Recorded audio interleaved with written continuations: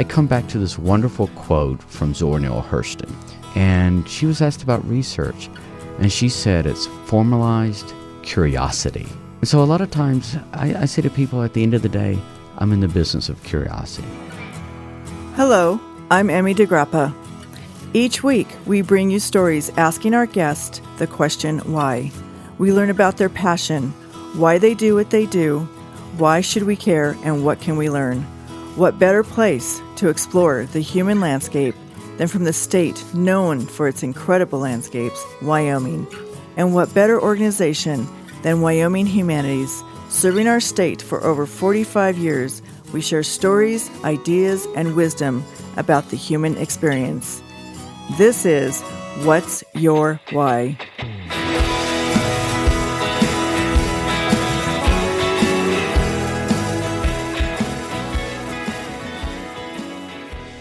Today, we are talking to Jon Peede. He is the chairman of the National Endowment for the Humanities. Welcome, Chairman Peede. Thank you. Glad to be here. Well, thank you for joining us. Tell us about the work of the National Endowment for the Humanities, which is also otherwise known as the NEH, and your role as chairman.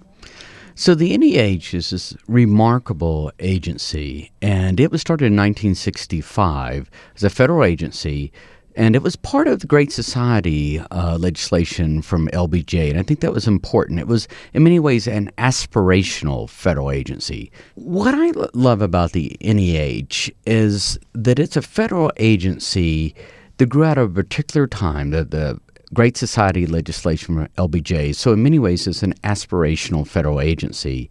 And our initial legislation talked about democracy demanding vision.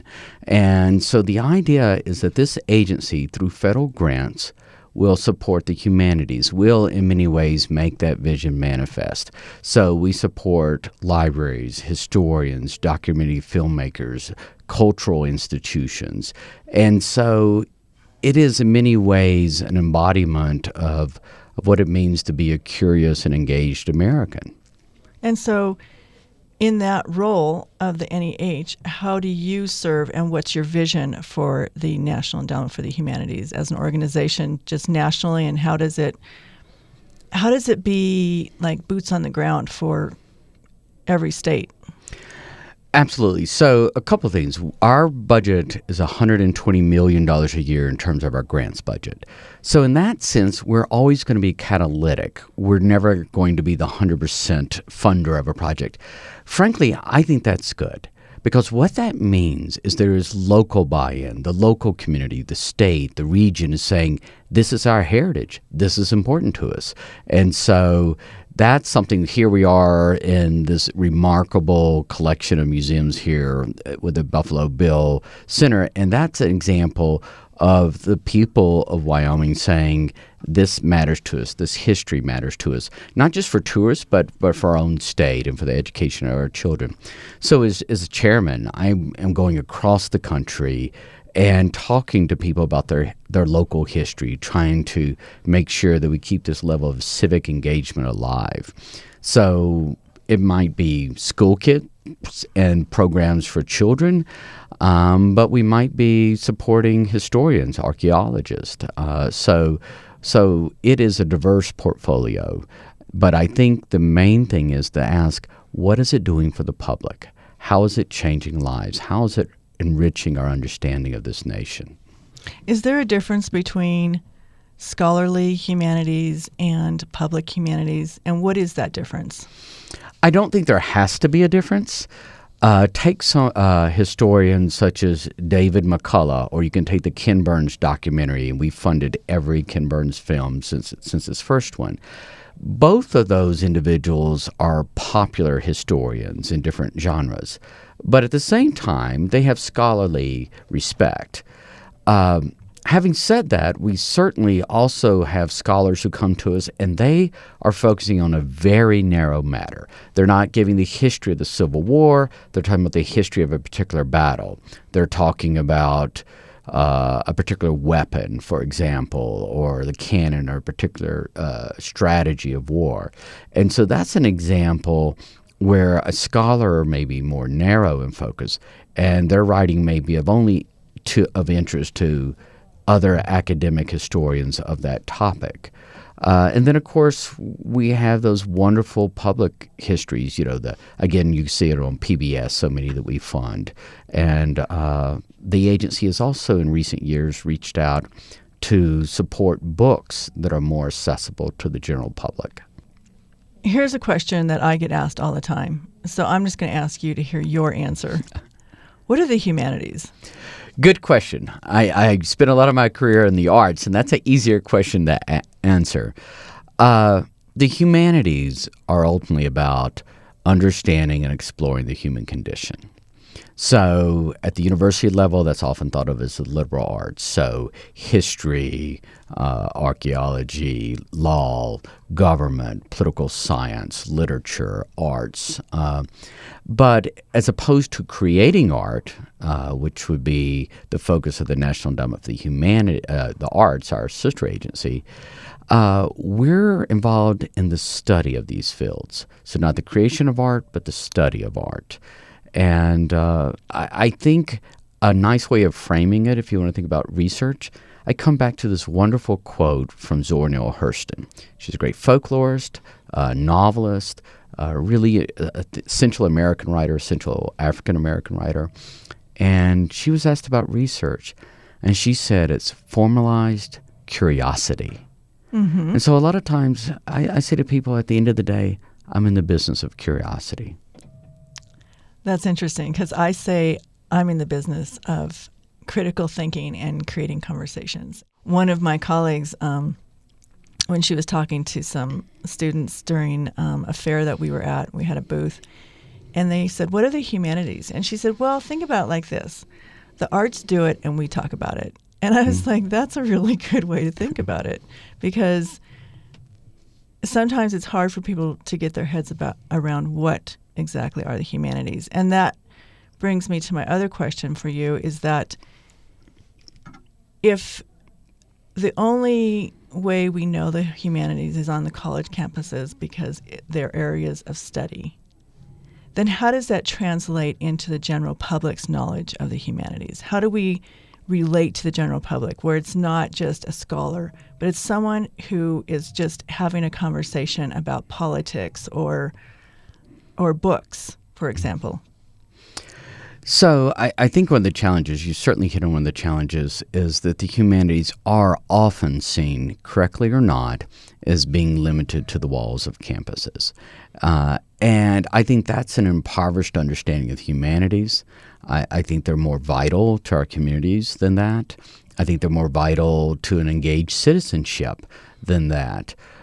So we need to, in terms of those federal leaders, we need to talk about the importance of the humanities, the importance of learning, of civics education in particular, across our curriculum at the school age, but also continuing learning, whether that's young adults, whether that's seniors.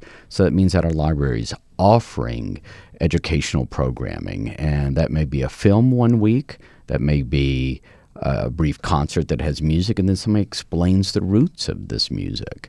And in terms of the discussion you touched about, the difference between the arts and the humanities, when we think of the National Endowment for the Arts, the NEA versus the NEH, a frame of reference is that one supports the creation of art and the presentation of it, the NEA. And the NEH preserves it. And sometimes, of course, we are certainly involved in presenting it with our state partners. But the act of preserving culture is a major part of the humanities at the national and the state level. Oh, I couldn't agree more. I just try and figure out why it is that when you say the National Endowment for the Arts, that's easily recognizable. What do we need to do to ensure that people understand the importance of the humanities? Well, first, I think we need to be, again, out there publicly, and we need to talk about it with a level of enthusiasm. It is a remarkable thing to talk about American history and our role in the world. And when I'm here, for example, just being in Cody in the area to think about the transformation not just of this nation, but whether it's of the land, whether it's of world history, when we talk about Buffalo Bill, when we talk about in some of tragic ways, such as the internment camp that was here during World War II for Japanese and Japanese American citizens. And so one part of, I think, doing this is to have a vocabulary that is engaging the public, that we're not talking in very esoteric, very academic ways, but we're saying, here's what happened in this time, in this place. Here's how this land was affected by westward expansion, for example. These are oral histories with Native Americans whose written records were not held together through the continual removal to reservations. And so it's a matter of talking about it in a more holistic way about American history, and not just defining it as these large cities and these large activities, the American Revolution, the Civil War, the Transcontinental Railroad, but realizing that the nation's history is made up of thousands of quiet, often unknown stories. And in talking about that, how do we get our young people involved in loving history, in wanting to know where they came from and why that's important? How are you going to reach a younger audience for the humanities?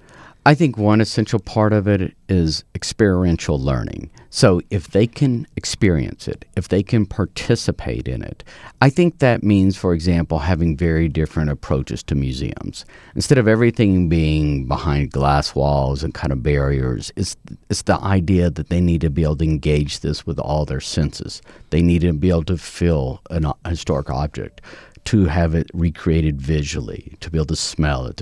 It's the idea of engaging as completely as you possibly can this experience. And I also think that there are those times in our formation then we are naturally inclined toward expressing ourselves and experiencing things. It's not a small secret that children all paint when they're in elementary school, and they take their piano lessons and they sing depending on the school, and we have all these immersive experiences, and we need to think of the humanities as that immersive experience, and then we need to have sequential learning that keeps that in front of them, as opposed to saying, here it is in a book, and it's a dry experience. And I say this as somebody who loves books, collects books, could not live without books, but that which we participate in registers in our minds much more completely.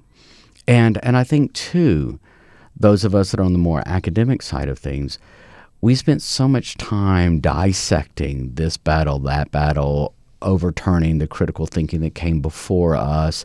And in many ways, that's inside baseball. And what I would like to see professors doing across the country is speaking a lot more about why they love this field. And so to take our finest professors, our full professors, our great scholars, and to have them not only teaching grad students, but teach a freshman class. This idea of at the intersection when they're coming to form their career, to say that this is something that I care enough about that I'm going to be the one teaching the gateway classes. And the other part of that, I would say, is we have to understand that people are going to move into other fields. So they'll go into banking, they'll go into law, they'll go into any number of fields, that they don't all have to become humanists by profession, that they can be great patrons of the arts. They can be audience members for the humanities, that we don't want to have any artificial barriers between who is in that circle of participants. Well, one of the things that you mention in one of the articles I read about you is that you were one of the only chairmen of the humanities that is not considered a quote-unquote scholar. Why? What does that mean? Well, and I think I probably self-labeled myself that. I've been a journalist. I've edited 2 books, and I've published probably 100 pieces or so. But I recognize the difference between myself and a scholar at the level that gives the Jefferson Lecture for our agency. So C. Van Woodward or some of these remarkable scholars we've had over the years. And I think that means that I'm more naturally on the side of the public humanities, that I spent a lot of my career as an editor, for example.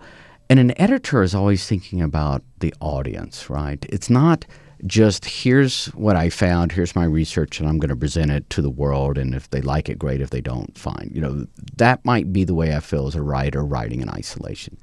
But an editor often begins with the audience and works backwards and says, for example, is a book the best way to do this? Or would it be a podcast as we have? I think about the digital humanities and how some stories would be better in that medium. Some would be better in audiovisual versus the written word. So I think it is a different frame of reference. And some of it's generational. I'm the only chairman born after, I think, 1947. So the other chairmen were born in the 1910s, 1930s, and 40s.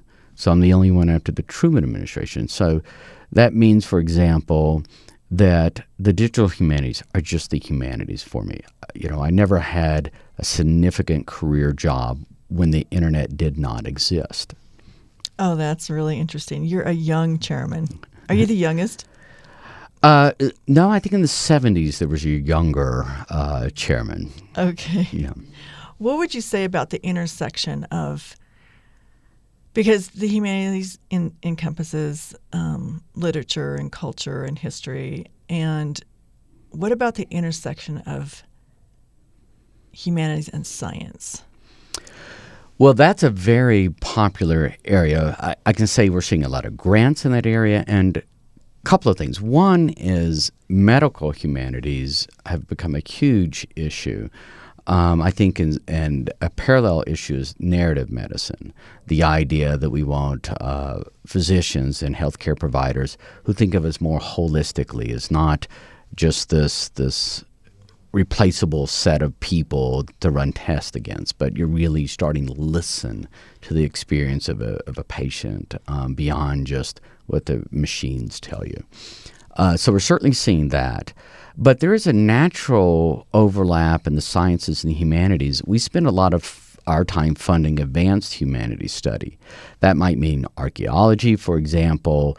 That can also mean advances related to chemistry so that we can protect artifacts. When you think about we're just trying to date an object and figure out what century it's in, that is something where the sciences come together quite closely with the humanities, because the sciences are a tool by which we unlock levels of understanding about objects, for example, and help us, of course, to preserve those objects.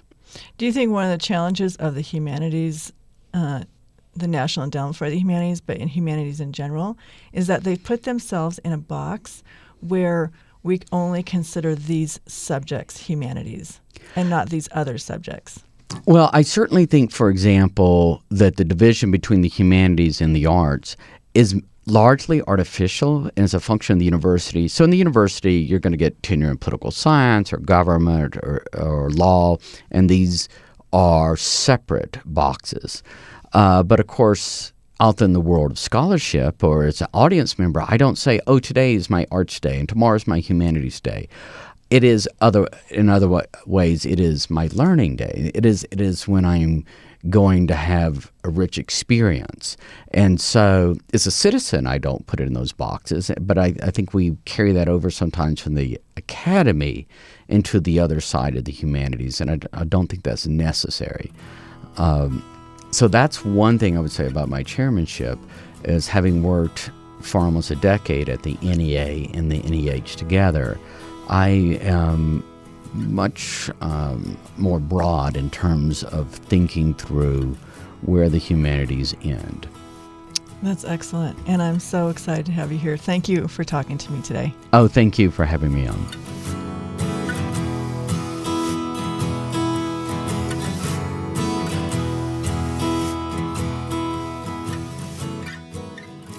Thank you for joining us for this episode of What's Your Why, a production of Think Why, Wyoming Humanities. This has been executive producer Emmy DeGrappa.